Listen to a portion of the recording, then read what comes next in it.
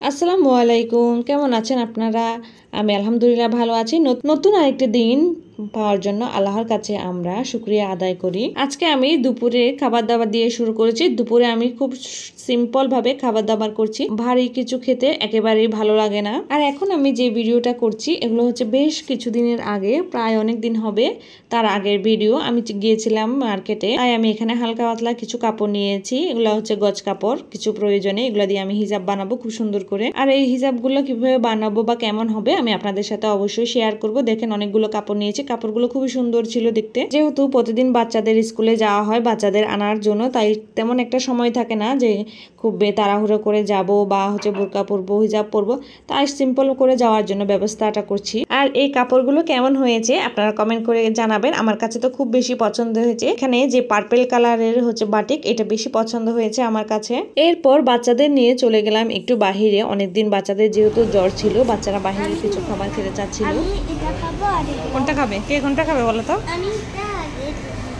রূপা দেখি নান বাটা শর্মা শর্মা নিয়ে নাও, নাও শর্মা নিয়ে নাও দুজনে। এখন এটা হচ্ছে তারও বেশ কিছুদিন পরে আমি এগুলো সেলাই করে নিয়ে এসেছি। দেখতে পাচ্ছেন পিঙ্ক কালারটাও খুব সুন্দর হয়েছে। এটা দিয়ে খুব বড় একটা হিজাব হয়েছে।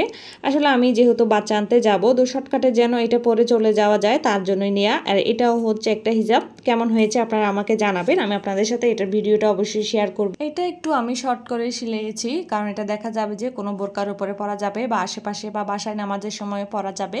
আর যে পিঙ্ক কালারটা সেটাকে আমি খুব বেশি লং দিয়েছি। এটা হচ্ছে বোরকা স্টাইলে করে পরা যাবে। এগুলোকে মূলত খেমার বলা হয়। আমার কাছে খুব বেশি ভালো লাগে। আপনারা যার যার পছন্দ, আপনারা চাইলে এভাবে করে টেলারকে দিয়ে খুব সুন্দরভাবে বানিয়ে নিতে পারেন। এরপর দেখলাম আমার বেশ কিছু পার্সেল এসেছে। এটা একটা পার্সেল, এটা হচ্ছে কিছু পাথর বা অ্যাকোরিয়ামের ভিতর দেয় সেগুলো হতে পারে। এগুলো হচ্ছে আমি মানি প্লান্টের জন্য নিয়ে এসেছি। কাঁচের জারে আমি দিয়ে নিব।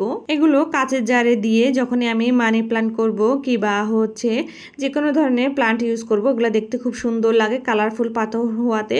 আপনারা চাইলে এগুলো অনলাইন থেকে অর্ডার করতে পারেন। ঘর সাজানোর জন্য কিংবা ডেকোরেশনের জন্য এই পাথরগুলোর কোনো জুড়ি নাই।